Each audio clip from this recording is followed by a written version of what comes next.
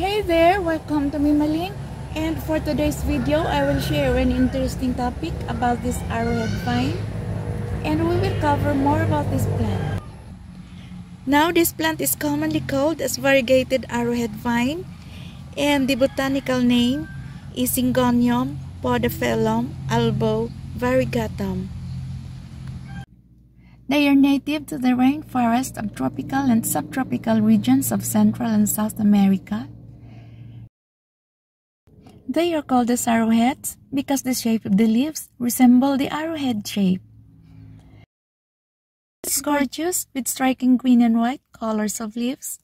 In the wild they climb on trees, and they come in many varieties, in shades of green and white, pink,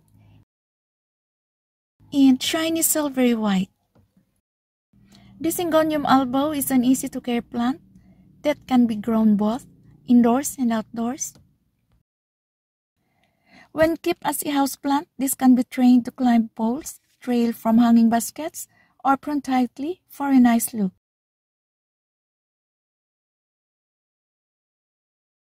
Now let's jump into taking care of this plant. First is the sunlight. They need bright and direct sunlight. But make it sure that the sunlight does not go directly to your plant, because the leaves are sensitive to direct sunlight and they will burn. And this one is variegated. It needs more light than the usual green plants. Put them on a spot with just the right balance of bright light and shade. And it will still grow in low light conditions indoors, but it may not grow as fast as those grown outdoors. Now let's talk about reverting. Sometimes you see your Syngonium albo revert into all solid green. This is actually the nature of this plant. It grows in wild as vine with naturally green leaves.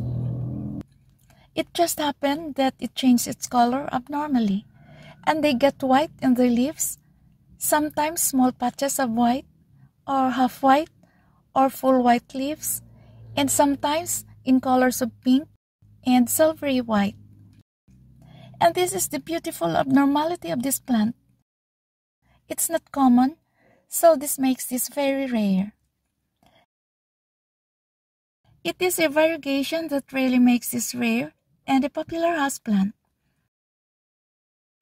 They look very pretty with this abnormality, but actually they struggle because they need the green chlorophyll for photosynthesis. Left on its own, it will naturally produce more green leaves as they are more useful for photosynthesis. It needs the green to be able to create energy from the light they get for them to grow. Without the green, they will eventually die.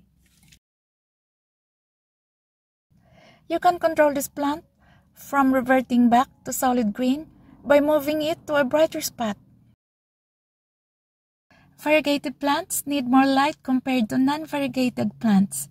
The white parts cannot absorb any chlorophyll. And also, cut back your plant to where it had the last variegated leaves. This will encourage new growth of variegated stems and leaves. But still you must leave a few green leaves to do the photosynthesis. Keep in mind that if you lose the variegation of your plant and it all reverted into green, it will not come back anymore. Now let's talk about watering Syngoniums. Only water your plant when the soil starts to dry. Avoid overwatering. This plant likes to be moist, but not overly wet or soggy. Allow the topsoil to dry a little bit before watering again. When it comes to propagation, it is very easy. The cuttings will easily root in water, and it can be planted directly into the soil. Take cuttings around 3 to 4 inches long, maybe shorter or longer, as long as it has at least 1 to 2 nodes in every cut. The node is capable of producing new roots and stem, so find a node in the stem and cut about ½ inch below the node. I usually take 2 to 3 nodes on my cuttings because I cover the base node with soil for the roots to develop, and I leave the upper nodes for the new stem to grow. And I remove the lower leaves so I can easily stick them in soil. Place the base of cuttings in water if you like to root it in water, and if you like to plant it directly in soil, stick it into a moistened soil mix. Keep the soil moist until roots develop. After 2 to 3 weeks, the cuttings begin to develop roots. If you root your cuttings in water, wait for the roots to develop in about 2 to 3 weeks, then plant it in a well-draining soil mix. And when it comes to soil, this plant grows well in fertile, loose, and well-draining soil. Any rich and well-draining soil will do. Just make it sure your soil is draining and that water can pass through it easily. This plant doesn't like a soil that is always wet and soggy because the roots will rot and it will die.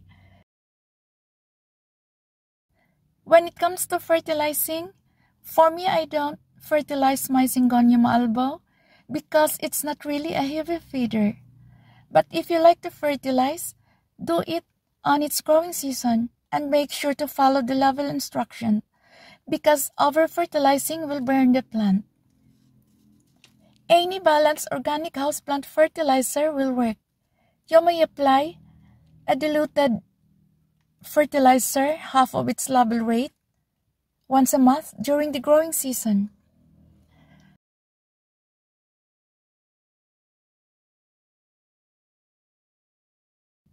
Now let's talk about pests. You may encounter some houseplant pests like aphids, mealybugs, or scales. You may spray them with a strong blast from your garden hose, or you may apply an organic insecticidal soap or neem oil spray.